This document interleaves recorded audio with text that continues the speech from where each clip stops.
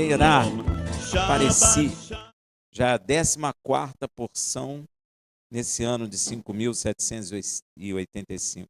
Essa paraxá vai de Êxodo 6:2 a 9:35. A Haftará é Ezequiel 28:25 a 29:21. E a porção do Berit Hadashá é Mateus 24:1 a 51. Mateus 24:1 a 51, eu diria que é um texto básico para se entender Apocalipse. É a espinha dorsal, vamos dizer assim. E essa porção é extremamente importante. É como se fosse um resumo que Yeshua nos passa dos finais dos tempos. E tudo começa quando Yeshua sai do templo, pois ele visitava frequentemente a casa do Pai. Era um costume de Yeshua. Veja em Mateus 24:1. Ora, Yeshua, tendo saído do templo, ia se retirando, quando se aproximaram dele os seus discípulos, para lhe mostrarem os edifícios do templo. Eles foram gabar, não é? Eles foram dizer: poxa, Senhor, você está vendo aí que maravilha o templo? E sabe por quê? Porque durante o tempo de Yeshua, o templo em Jerusalém era amplamente renovado e foi expandido pelo rei Herodes, chamado Grande. E incluiu uma grande quantidade de mármore, e a sua construção era magnífica, não é? Herodes iniciou o projeto de embelezamento, vamos dizer assim, e ampliação do segundo templo por volta de 20 antes de Machia, 20 anos antes do nascimento de Yeshua. E ele empregou materiais luxuosos, incluindo mármore, para criar uma estrutura grandiosa. Mas sabe para que ele fez isso? Você sabe? Hein? Não, é para se gabar. Olha só. Para que ele pudesse rivalizar com os templos das grandes cidades do Império Romano. Ele queria se gabar. Ele queria dizer que o templo de Jerusalém era o maior templo de todo o Império Romano. Que não era uma razão boa, né? Primeiro, porque ele não era judeu, não podia mexer no templo. Segundo, que a razão e a inclinação do coração dele não era boa. Então, porém, os discípulos de Yeshua gabavam da beleza, né, do templo e diante de Yeshua. Yeshua vivia no templo. Mas naquele dia, eles chamaram Yeshua e falaram: mas tu não está vendo, Yeshua? Que maravilha esse templo tão belo, né? Mas olha a resposta de Yeshua para eles em Mateus 24:2. Mas ele lhes disse: não vedes tudo isso? Em verdade vos digo que não se deixará aqui pedra sobre pedra que não seja derribada. Yeshua jogou um balde de água, não diria fria, mas gelada, sobre os discípulos, porque o templo era o centro de adoração, de ensino, de decisões do povo de Israel, dos sacrifícios do povo de Israel. E tudo isso estabelecido por Deus. E Yeshua, em vez de se empolgar com aquela beleza toda do templo, ele diz: não ficará pedra sobre pedra que não seja derribado. Eu não sei se você sabe, o tamanho das pedras do templo era uma coisa fabulosa. Então, eu acredito que os discípulos tiveram um choque, porque como derrubar um negócio daquele, né? Um templo daquele? Mas muitos hoje em dia pensam que Yeshua estava profetizando. Yeshua não estava profetizando. Yeshua apenas estava reafirmando o que foi dito por Hashem quando o rei Salomão inaugurou o templo e orou a ele na dedicação do templo. Veja lá em 1 Reis 9, de 6 a 7. Se, porém, vós, os vossos filhos, de qualquer maneira vos desviardes e não me seguirdes, nem guardares os meus mandamentos e os meus estatutos que vos tenho proposto, mas fordes e servirdes a outros deuses, curvando-vos perante eles, então exterminarei a Israel da terra que lhe dei, e a esta casa que santifiquei o meu nome, que é o templo, lançarei longe da minha presença, e Israel será por provérbios e motejo entre todos os povos. Israel, na realidade, estava em pecado. Israel estava com o pacto quebrado quando Yeshua estava na terra. Israel, a tribo de Judá e alguns judeus estavam em Canaã apenas para o nascimento do Mashiach, como foi prometido por Deus. Porque desde depois de Salomão, que Israel quebrou o pacto, a sua aliança com Deus. Então, Yeshua estava afirmando: vocês estão com o pacto quebrado, logo, essa casa belíssima será lançada por terra. Olha que coisa. E Israel será espalhado. O que aconteceu com Israel? Depois de Mashiach, 70, depois de Mashiach, Israel foi espalhado e o templo foi derrubado. Não ficou pedra sobre pedra. Deus, quando fala, ele cumpre. Então nós começamos a entender que, na realidade, Israel não estava obedecendo os mandamentos divinos. Porque quero afirmar uma coisa sem medo de errar. Se Israel não tivesse quebrado o pacto, Israel não sairia de Canaã e nem o templo seria derrubado, porque ninguém teria poder para entrar em Israel e tirar Israel de Canaã. Tem gente que até duvida hoje se Israel é povo de Deus ou não, porque fica sendo fustigado pelos inimigos, é porque o pacto está quebrado. Mas você nota que Israel voltou para Canaã. Porque a promessa de Deus que Israel estará em Canaã. E sabe por que Israel vai ficar em Canaã? Mais uma vez, porque o Mashiach voltará a Canaã. Então Israel tem que estar onde? Canaã. E é quando Yeshua voltar, Israel se converterá. E será uma grande comoção em Israel. E como esse negócio que Yeshua falou para eles chocou, não era para chocar, porque Israel já não estava mais conhecendo os pactos e o mandamento de Deus. Às vezes a igreja fica dizendo que Yeshua brigava com os fariseus porque eles eram legalistas. Legalista é quem segue lei. Yeshua brigava com eles porque eles não obedeciam o mandamento de Deus. Obedeciam tradições humanas. Parece até com a igreja hoje, né? Cheio de tradição humana. E diz que a lei de Deus acabou, ignorando a vontade de Deus. Foi por isso que o templo foi derrubado. Foi por isso que Israel foi espalhado. E os discípulos, ouvindo isso de Yeshua, ou que Yeshua relembrou eles, que o templo seria derrubado, ficaram curiosos. E já no Monte das Oliveiras, porque Yeshua foi andando para o Monte das Oliveiras, quando eles estavam sentados, perguntaram, veja em Mateus 24, versículo 3, estando ele sentado no Monte das Oliveiras, chegaram-se a ele os seus discípulos em particular, dizendo, declara-nos então, quando serão essas coisas? E que sinal haverá da tua vinda e do fim do mundo? São 3 perguntas. Quando o templo será derrubado? Porque Yeshua tinha falado isso para ele. Então, essa pergunta deles, quando essas coisas acontecerão, não está falando do templo. Quando o templo será derrubado? Não é? Que sinal haverá da vinda dele, do retorno dele? E que sinal haverá para que nós possamos identificar o fim do mundo? Essas são as perguntas dos discípulos. Eu acredito que essas também são as nossas perguntas, né?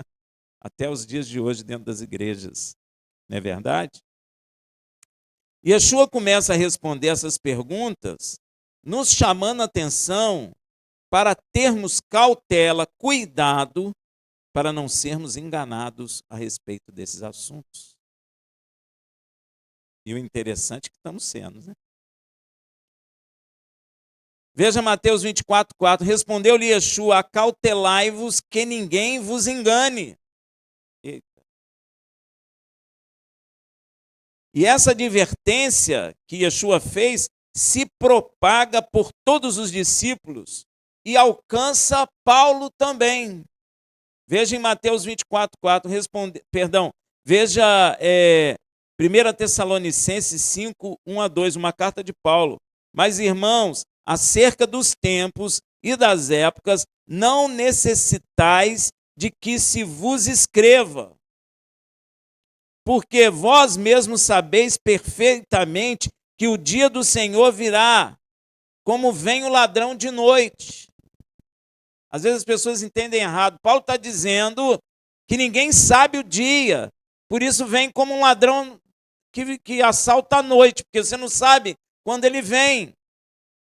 Paulo está fazendo referência ao que Yeshua falou, que ninguém sabe o dia. Mas Rafael, fulano de tal, disse que fez a conta e o dia e o ano é tal. Mentira. Porque nem o filho, nem os anjos sabem. Então como é que nós vamos saber? Amém? Então, essa máxima parece que a igreja não ouve, porque eu já vi gente aí pregando o dia, o ano, o mês que Yeshua ia voltar. Tem até uma congregação que é muito ligada a isso. E você vê que todo cálculo que eles fazem, eles erram. Veja também Mateus 24:42. Vigiai, pois, porque não sabei em que dia vem o nosso Senhor. Nós não sabemos. Ah, Rafael, está muito perto. Tem gente que fala para mim que está. A gente pode dizer que está perto? Até pode. Mas será que está? Ou não está? Nós não sabemos. O Senhor já havia dito aos discípulos que ninguém sabe a hora, o dia, o mês ou o ano de sua volta. Ninguém sabe. Teve uma vez que o pastor falou para mim assim: ah, mas Yeshua agora já sabe. Ué, como é que ele sabe? Se o próprio Senhor falou que ele não sabia, ele mente? Nem ele mesmo, nem os anjos do céu, somente o Pai. Veja em Mateus 24:36. Daquele dia e hora, porém, ninguém sabe, nem os anjos do céu, nem o Filho, senão o Pai. O Pai não falou para o Filho. Qualquer pessoa que ministrar ou falar que os dias estão próximos, que vai ser no ano tal, que vai ser, que fez o cálculo por causa dos astros, etc. Tudo isso é mentira. Isso não é verdade. Deus, o Pai, não falou o dia, nem o ano, nem a hora da volta de Yeshua. Não adianta calcular, vai dar errado. Pois existem tempos, datas e épocas que o Pai estabeleceu ou reservou, que ninguém sabe, nem o próprio Filho. Quem fala, nos ensina isso, é o próprio Yeshua. Então, qualquer data estabelecida pelo homem dentro da igreja, seja de judeu, seja de gentio, meu irmão, pode esquecer que isso não é verdade. Veja Atos 1:7. Respondeu-lhe: a vós não compete saber os tempos ou as épocas que o Pai reservou à sua própria autoridade. Olha aí, ó. Yeshua sabe? Não. Yeshua escondeu de nós? Não. Yeshua sabe agora? Não. Por quê? Porque o pai não quis falar o dia que ele vai voltar. Se o pai falasse, ele nos contaria. Ele não mente. Temos que entender que há tempo para tudo debaixo do céu, como está escrito em Eclesiastes 3, de 1 a 8. Tudo tem seu tempo determinado, e há tempo para tudo, para todo propósito debaixo do céu. Há tempo de nascer e tempo de morrer, tempo de plantar e tempo de arrancar o que se plantou, tempo de matar e tempo de curar, tempo de derrubar e tempo de edificar, tempo de chorar e tempo de rir, tempo de prantear e tempo de dançar, tempo de espalhar pedras e tempo de ajuntar pedras, tempo de abraçar e tempo de afastar-se de abraçar, tempo de buscar e tempo de perder, tem até tempo de perder, tempo de guardar e tempo de lançar fora, tempo de rasgar e tempo de coser, tempo de estar calado e tempo de falar, tempo de amar e tempo de odiar, tempo de guerra e tempo de paz. Para tudo há um tempo. Isso é tremendo. Logo, há um tempo para o retorno de Yeshua estabelecido pelo Pai. E ninguém sabe que tempo é este. Não adianta inventar. Não está escrito na palavra. O Pai não revelou ao Filho, ele ia revelar a nós? Imagina, o Pai revela para nós falamos para Yeshua. Yeshua, o Pai falou que tu vai voltar dia tal, mês tal, ano tal. Pois é, imagina. Ou Deus vai revelar os anjos, não vai revelar o Filho? Aí o anjo fala com a gente, você pode repreender que não é anjo de Deus. Ah, mas ele disse para mim. Já tem gente que me disse que anjo falou que volta tal. Isso não é de Deus, meu irmão. Imagina, Deus não falou para o filho, falou para o anjo veio e falou para a gente. Então a gente sabe, primeiro, que Yeshua, o dia que ele vai voltar. Faz sentido isso? Nenhum, né, meu irmão? Nenhum. Nenhum. Então há um tempo para ele voltar e não fique ansioso com o seu coração. Porque a gente escuta na igreja, já está bem próximo, já está bem próximo. Já está bem próximo. Gente, faltam coisas para se cumprirem. Falta a reconstrução do templo. Rafael, não tem jeito, reconstruir templo é rapidinho. Mas falta. Falta o que foi falado através de Daniel, a unificação do mundo. Nós estamos perto disso. Estamos perto, mas não se cumpriu. Uma coisa é estar perto, outra coisa é se cumprir, não é verdade? Uma coisa é estar perto da casa, outra coisa é você estar dentro da casa. É ou não é? São coisas diferentes. Eu posso falar durante 100 anos que está perto. Mas não aconteceu ainda. Vai acontecer. Existem coisas dentro da palavra que ainda não se cumpriram. Ficam pessoas ansiosas porque o presidente da República dos Estados Unidos agora é outro, porque o Putin falou não sei o quê, porque o Netanyahu falou outra coisa, aí fica todo mundo ansioso. Não, vai acontecer, vai acontecer. Tem que parar com isso. Nós que somos de Machia temos que ser sóbrios. Temos que atentar para aquilo que está escrito na palavra, para que o nosso coração, para que o meu interior seja robustecido, enriquecido, fortalecido na verdade. Verdade é verdade. Olha, eu já cansei de ouvir isso. Não, mas tempo se constrói de uma hora para outra. Ué, pode ser. Mas se construiu? Então, falta a construção do tempo. A Bíblia não está dizendo que o tempo vai ser reconstruído em 1 mês, 2 meses, 3 meses ou 4 meses. A Bíblia não está falando isso. A Bíblia está dizendo que vai ser. Quando é que não falou? Então não inventa. Aquieta a tua alma.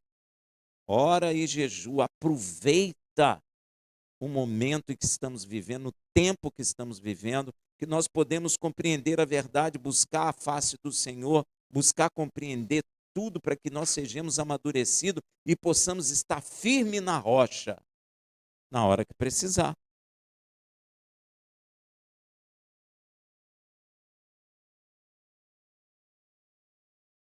E depois Yeshua começa a comparar a sua volta, ele não falou o dia, mas ele começa a comparar a sua volta com os dias de Noé. Olha que coisa interessante. E isso, gente, é extremamente importante. É isso que nós temos que prestar atenção por enquanto. Mateus 24, 37, pois como foi nos dias de Noé, assim será também a vinda do Filho do Homem, como nos dias de Noé. Como era nos dias de Noé? O mundo estava uma maravilha. Pois é, o mundo estava todo contaminado pelo pecado. Violento, incrédulos. Parece com o dia de hoje, né? Isso a gente pode observar. Está parecendo.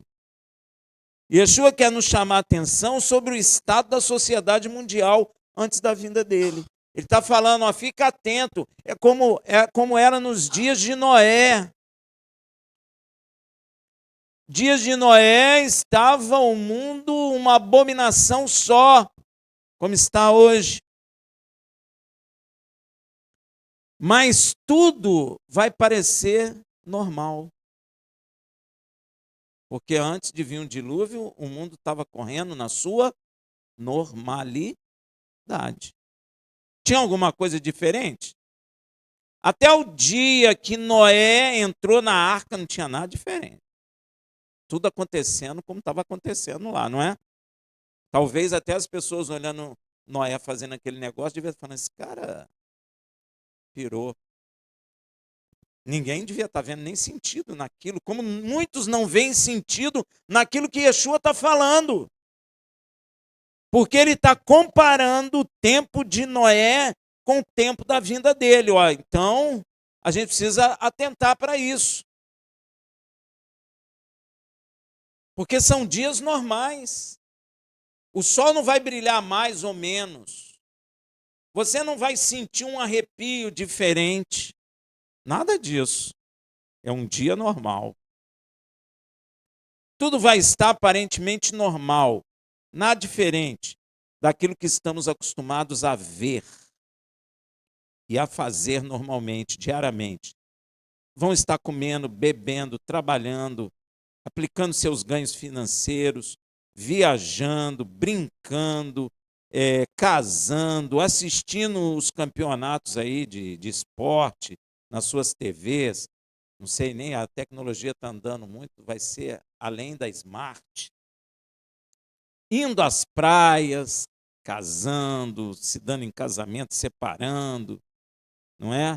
Os bares estarão cheios, guerra, guerreando uns contra os outros e etc. Até que, essa é a questão, até que, veja em Mateus 24, 38 e 39, porquanto assim como nos dias anteriores ao dilúvio comiam, bebiam, casavam e davam-se em casamento até o dia que, ó, até que Noé entrou na arca. Eita. Quando ele entrou na arca, mudou tudo. E não perceberam. Ninguém vai perceber. Às vezes a igreja fica imaginando um retorno fabuloso. Mas um dia antes vai estar tudo normal. Talvez você esteja indo para o seu trabalho, seus filhos nos seus afazeres comum e normal. Mas quando Yeshua sair do céu e entrar na arca, ou seja, no meio físico, aí a coisa vai mudar. e vai mudar mesmo. Não tem retorno. Até o dia em que Noé entrou na arca e não perceberam, ninguém percebe. Quando Yeshua se levantar do trono e entrar no meio físico, ninguém vai perceber. Olha que coisa.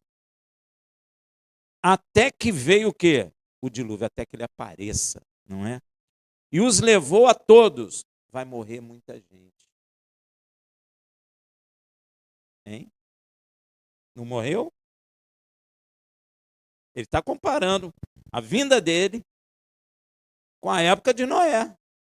Quando Noé entrou na arca, o mundo não percebeu. Quando ele fechou, o dilúvio desceu. Os nadadores resistiram um pouco, mas depois tiveram que ficar nadando. Aí, meu amigo, não dá.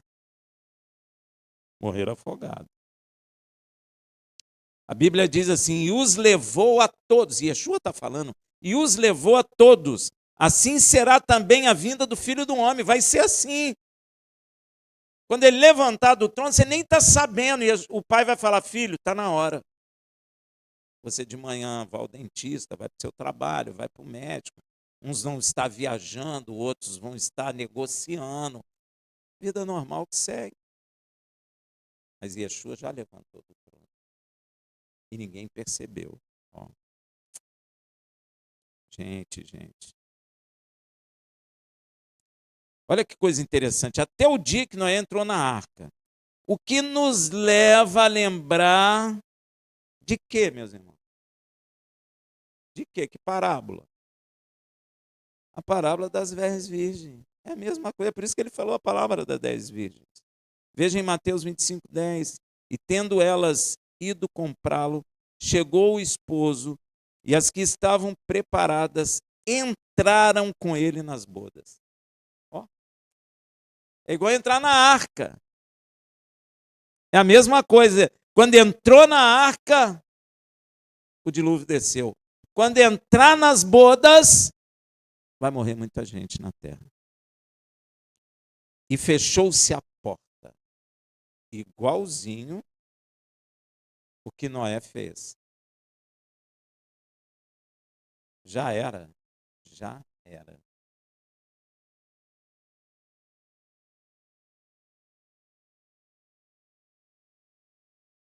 Noé entrou na arca, está intimamente ligado às virgens preparadas que entraram nas bodas e fechou-se a porta. É a mesma coisa.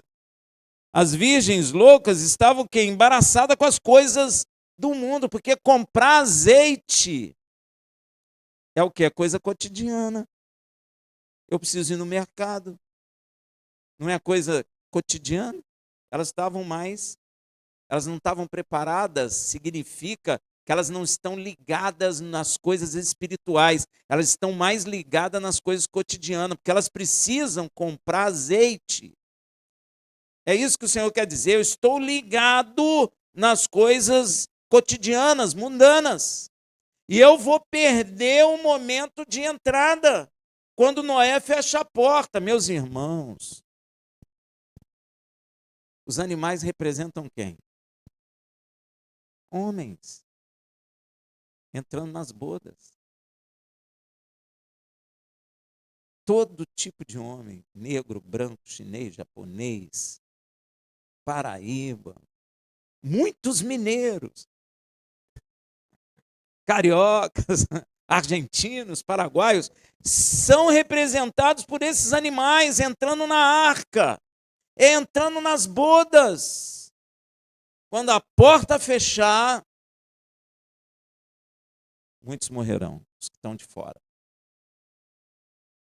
Serão ceifados, como foi na época de Noé. Veja lá exatamente como foi com Noé. Veja em Gênesis, Yeshua é tremendo. Gênesis 7:1. Depois disse o Senhor a Noé: entra na arca, tu e toda a tua casa, porque tenho visto que és justo diante de mim nesta geração. Quando entrou, acabou. A família de Noé representa quem? Israel. Quando entrou, acabou. Noé e sua família. Yeshua e sua família. Israel. Por isso ele vai ter um particular com Judá, com Benjamim. Entende? Olha aí, ó. Veja também 2 Pedro 2,5. Se não poupou o mundo antigo, embora preservasse a Noé, pregador da justiça, com mais 7 pessoas, ao trazer o dilúvio sobre o mundo dos ímpios. A partir daí, muitos serão dizimados, mortos em toda a terra, exatamente como no dia de Noé. Não é à toa que Yeshua comparou o seu retorno com o que ocorreu com Noé. Veja Mateus 24:39. E não o perceberam até que veio o dilúvio e os levou a todos. Assim será também a vinda do Filho do Homem. Ninguém vai perceber. E só aqueles animais que o Senhor mandou entrar na arca, mas a família de Noé serão salvos. O resto vai ser dizimado. Vai morrer muita gente. A partir daí, muitos serão dizimados, mortos em toda a terra, exatamente como nos dias de Noé. E irá acontecer uma coisa que nunca aconteceu na terra. Veja em Mateus 24, 40 a 41. Então, estando 2 homens no campo, será levado um e deixado o outro. Estando 2 mulheres a trabalhar no moinho, será levado uma e deixada a outra. Você percebeu que são sempre 2? Hein? 2 homens no campo, um é levado e o outro é deixado. 2 mulheres trabalhando no moinho, uma é levada e outra deixada. Já percebeu? Você percebeu que é sempre a metade? Você percebeu que Yeshua foi pregado e ficou no meio, partindo em 2 metades? Aí, ó. A mesma coisa que Yeshua falou na parábola das 10 virgens. 5 preparadas e 5 loucas. É sempre a metade. Sempre a metade. Na verdade, Yeshua está falando do arrebatamento e das bodas. E este processo de arrebatamento e festa das bodas é separador de pessoas salvas e condenadas. Olha aí. Veja em Lucas 17, 34 a 35. Digo-vos que naquela noite estarão 2 numa cama, um será tomado e o outro será deixado. 2 estarão juntas, moendo uma será tomada e outra será deixada. Veja o cumprimento claro deste processo em 1 Tessalonicenses 4, 16 e 17. Porque o mesmo Senhor descerá do céu com alarido e com voz de arcanjo e com o chofar de Elohim. E os que morreram em Machia ressuscitarão primeiro. Depois nós, os que ficarmos vivos, seremos arrebatados juntamente com eles nas nuvens, a encontrar o Senhor nos ares. E assim estaremos sempre com o Senhor. Esse é o arrebatamento, no último chofar. Por essa razão, Yeshua nos aconselha lá em Mateus 24, 44. Por isso, ficai também vós apercebidos. Não pode ficar igual a 5 virgens imprudentes. Não pode. Você tem que ficar apercebido, tem que manter o azeite na botija. Porque senão você vai ter cuidado com as coisas do mundo e não com as coisas espirituais. Deu para entender? Porque numa hora em que não pensei, virá o Filho do Homem. Você não pensa, você não sabe, ninguém sabe.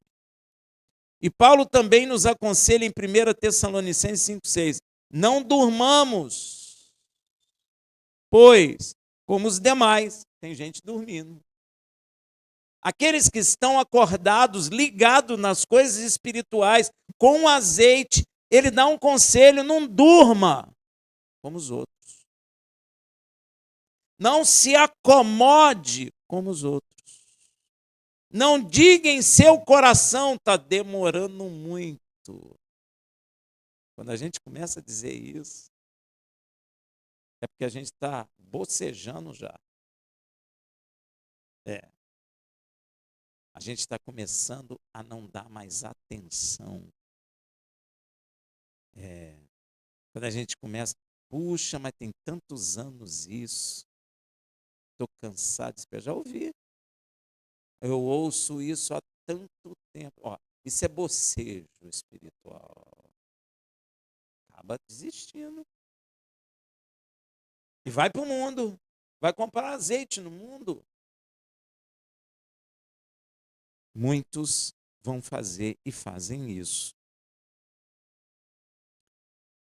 Ó, não durmamos, pois, como os demais. Antes, vigiemos e sejamos sóbrios.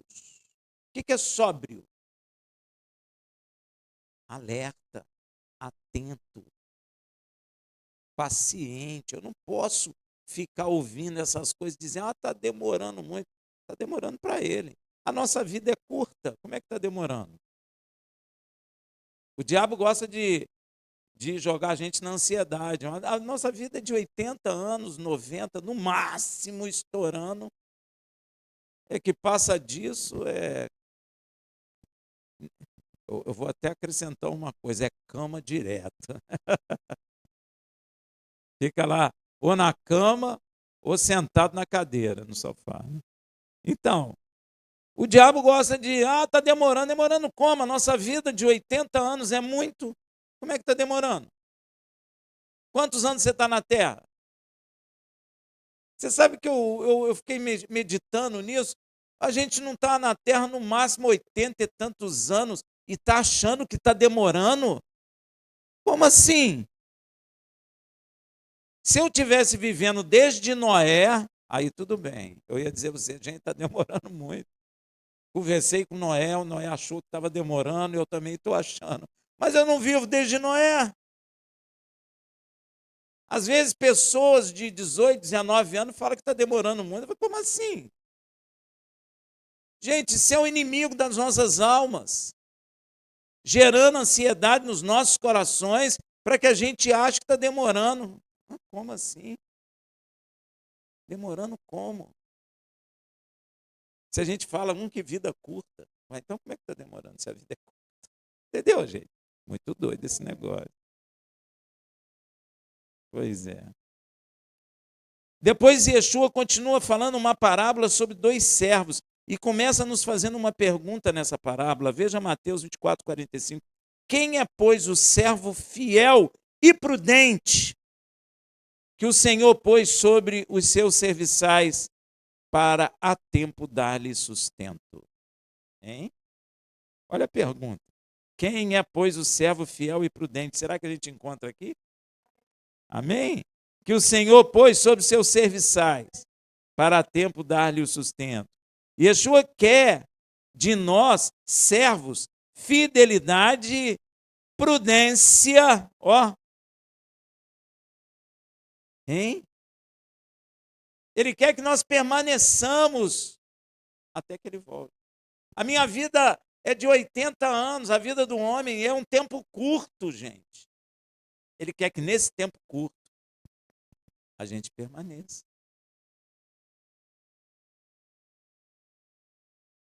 E temos que ter o quê? Cuidar de nós mesmos, né? Veja lá em 1 Coríntios 4:2, ora, além disso, o se requer nós, despenseiros, é que cada um seja encontrado fiel. Olha que coisa. E temos que ter cuidado de nós mesmos e do rebanho, como está escrito em Atos 20, 28. Cuidai, pois, de vós mesmos e todo o rebanho, sobre o qual o Espírito de Deus vos constituiu, aqui está bispos, para apacentardes a igreja de Yeshua. É para apacentar. Apacentar é fazer o quê? Cuidar, dizer: não fique ansioso, sua vida é curta, filhinho. Por que você acha que está demorando se tem vida curta? Se você tivesse uma vida desde Noé, tudo bem, mas você não tem. Então precisa ser ensinado essas coisas. Pessoas precisam ter sabedoria, fidelidade. E temos que ter cuidado de nós mesmos e do rebanho, como está escrito em Atos, como nós já lemos, né? A igreja de Yeshua que ele adquiriu com seu próprio sangue. É muita responsabilidade, porque a igreja não é do pastor. A igreja é de Yeshua. Não vai em igreja que tem a foto do pastor e da esposa lá. Porque essa igreja não é de Machia. A igreja é de Machia. Ele que morreu por amor a nós. Foi ele. Ele que adquiriu com seu próprio sangue. Viu, gente? Não é o pastor, não. E o nível dessa fidelidade requerida é uma fidelidade que tem um padrão, e não é a ISO 2025, é padrão Moisés de ser. Veja em Hebreus 3,5. E, na verdade, Moisés foi fiel em toda a sua casa como servo, para testemunho das coisas que se haviam de anunciar. Como servo, não como líder, como servo. O maior servidor? Moisés serviu. Olha que coisa. Se o Senhor nos encontrar em fidelidade, quando ele voltar, como bons servos, veja em Mateus 24:46, bem-aventurado aquele servo a quem o seu Senhor, quando vier, achar assim fazendo. Ele não falou assim, ó, bem-aventurado aquele líder a quem o Senhor, quando vier, achar assim fazendo. Ele disse isso? Ele disse servo. O cabeça é Yeshua, nós somos servos. Rafael, o profeta é servo, o pastor é servo, o mestre é servo, todos nós somos servos. Senão não serve, é isso. Primeiro, você será bem-aventurado, e depois veja o que acontecerá com você se você for um servo fiel. Mateus 24:47. Perdão, em verdade vos digo que o porá sobre todos os seus bens. Eita, você vai ficar milionário, trilionário, sei lá o quê. Porque ele nos colocará sobre todos os seus. Gente, você já viu lá em Coríntios? O que olhos não viram, o que ouvidos não ouviram, e nem subiu ao coração do homem. São as coisas que Deus tem preparado, não vai preparar, tem preparado para aqueles que o amam. Eita. É uma promessa. Se nós formos servos fiéis, ele nos colocará sobre seus bens. O buraco negro pertence a quem? O Sol e todas as estrelas, todos os planetas, todos os anjos, todos os homens, todos os mares, peixes, aves, toda a criação. Aos bens dele, ele te colocará sobre os seus bens. Às vezes você pensou que fosse moto, carro. É mais que isso. Que a gente nem vai precisar disso. Você ficará igual a José no Egito. Veja em Mateus 25, de 21 a 23. Disse-lhe o seu senhor, muito bem, servo bom e fiel. Não fala de líder. Fala de servo. Olha aí, ó. Muito bem, servo bom e fiel. Sobre o pouco foste fiel. Tudo isso aqui é pouco. O que ele vai fazer? Sobre muito te colocar. Meu irmão, o que é muito para Deus? É muito para homem? Você pode imaginar o que é muito para Deus, meu irmão? Nem eu sei. Entra no gozo do seu Senhor. Meu irmão, gozo dele, alegria dele. O que é a alegria de Deus? É uma alegria eterna, é um gozo eterno. Você pode imaginar? Ele está falando, vai me colocar sobre todos os seus bens, mas eu não terei gozo porque ele me colocou sobre os seus bens. Eu vou entrar no gozo dele, na alegria dele, na felicidade dele. É dele, é o gozo dele. Será inundado o nosso coração com gozo, com a alegria dele. Por isso está escrito em Apocalipse que enxugará todos os olhos, porque entraremos no gozo dele, na alegria dele, na festa dele. E esse gozo, alegria, festa são eternos. A gente não tem nem a medida disso. Entra no seu gozo. Meu Deus. Entra no gozo do Senhor. Você já parou para pensar nisso, meu irmão? Pois é. Eu vou entrar no gozo dele, na alegria dele. Meu Deus. Eu vou ficar alegre, divinamente alegre, sei lá. Como é que eu vou ficar? Eternamente. Por isso que o Apocalipse está dizendo que ele vai enxugar os nossos.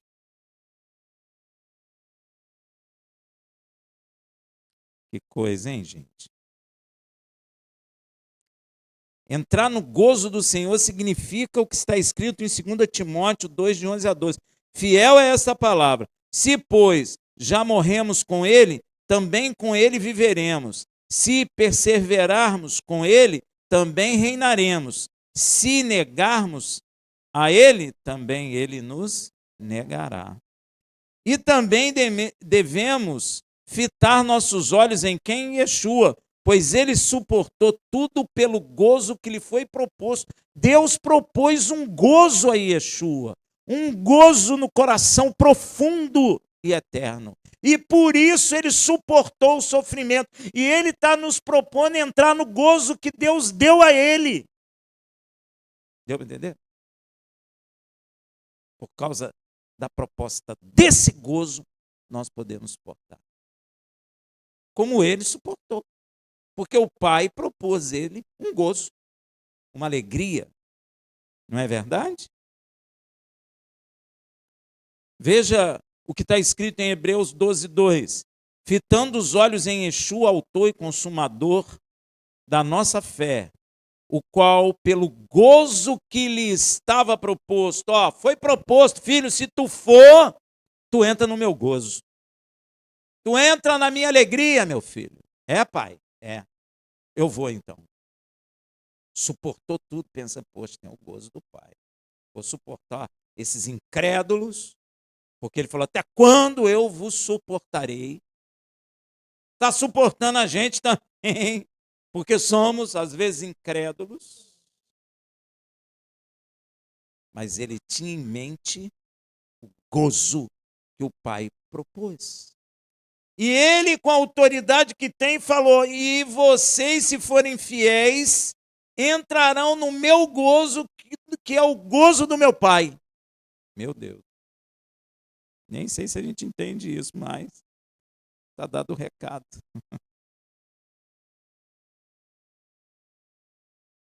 E também devemos, já li, devemos, olha só, fitar nossos olhos em Yeshua, pois ele suportou tudo pelo gozo que lhe foi proposto. E nós também devemos fazer isso, porque foi proposto um gozo. Como está escrito em Hebreus 12, 2, que eu não li tudo. Fitando os olhos em Yeshua, autor e consumador da nossa fé, o qual, pelo gozo que lhe estava proposto, suportou a cruz, desprezando a ignomínia. O que é isso? Vergonha, desprezo. Está aonde? Sentado à direita do trono de Elohim. Deus já tinha falado com ele, filho, se tu for, eu te proponho uma coisa. O que, pai? Você vai entrar no meu gozo. Que coisa, hein? Gente, Isso deve ser muito forte, muito poderoso, porque ele suportou tudo pelo gozo proposto. Ele teria um gozo, passa por isso, você vai sofrer, vai chorar, suportar os incrédulos, mas eu vou te ressuscitar e você vai entrar no meu gozo eterno. Nunca mais Yeshua chora. A gente vê aí o coração de Jesus ferido, chorando, e Yeshua está no gozo de Deus, sentado à destra dele. Não tem tristeza nele não, meu irmão. Está cheio de gozo, de glória, seus olhos como chama de fogo. Ó, imagina o gozo que ele não está. Então, se ele está propondo a mesma coisa que o Pai propôs a ele, então sentaremos com ele em tronos. Ó, veja, vale sim. A gente precisa entender isso, senão a gente fica fraquinho. Apocalipse 3:21. Ao que vencer, lhe concederei que se assente comigo no meu trono, assim como eu venci e me assentei com meu Pai no meu trono. Ele está propondo nós entrarmos no gozo que o Pai deu a ele de sentar no trono junto com o Pai. Ele está propondo que nós sentaremos num trono e reinaremos, porque quem senta em trono é para reinar. É ruim essa proposta? Mas ele tem que nos encontrar como servos fiéis. Não é líder fiel, é servo.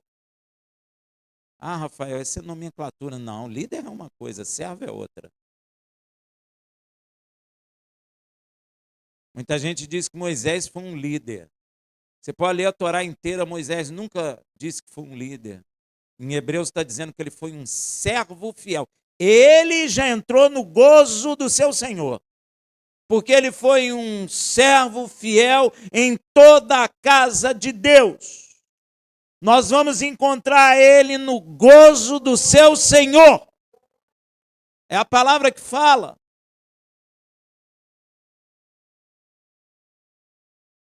Ele vai sentar em trono. Rafael, mas vai reinar sobre o quê? Meu irmão, não tenha visão carnal disso, porque você não vai alcançar. Porque nem olhos viram, nem ouvidos ouviram, nem subiu no coração do homem. Nunca veio em nosso entendimento essa magnitude, essa maravilha, esse gozo tremendo, profundo, gigantesco. Ele está dando, vamos dizer assim, uma palhinha, senta no trono, né? Enxuga as lágrimas. Mas tu não sabe o que Deus tem preparado para você. Rafael, vai ter briga lá? Não. Vai ter disputa não, meu irmão. Deus tem bênção para dar sem fins. Vale a pena pelo gozo proposto. Rafael, mas está demorando, mas vale a pena pelo gozo proposto. Yeshua suportou tudo aquilo pelo gozo proposto. A vida de Yeshua não foi muito longa. Ele viveu 33 anos. Olha aí. Mas ele não falou, está demorando, hein, pai? Falou? Não falou. E eu vou dizer uma coisa, ele não sabe o dia que ele volta. Ele não sabe. O pai não falou. Mas ele já está no gozo do pai. Agora, se o Senhor nos encontrar como os maus servos, aí vai pegar. Viu? Não é mau líder também, não. É mau servo. Mateus 24, 48 e 51. Mas se aquele mau servo disser no seu coração, olha, o meu Senhor tarde virá, é isso que fica aí, está demorando muito. Essa história. E começar a espancar os seus conservos, isso significa começar a largar tudo. E a comer e a beber com os ébrios. Vai para o mundo, ó. Ah, está demorando muito. Eu acho que não tem importância eu ir para as festas, beber. E vai mesmo. Virá o Senhor daquele servo num dia em que o não espera, e a hora em que ele não sabe, e separá-lo-á, e destinará a sua parte com os hipócritas. Ali haverá pranto e ranger de dentes. Você escolhe. O gozo nos foi proposto. Se isso não sustenta a nossa vida, como sustentou a vida de Moisés, como sustentou a vida de Yeshua e de outros, obviamente, então nós perderemos. A escolha é sua. Shabbat Shalom.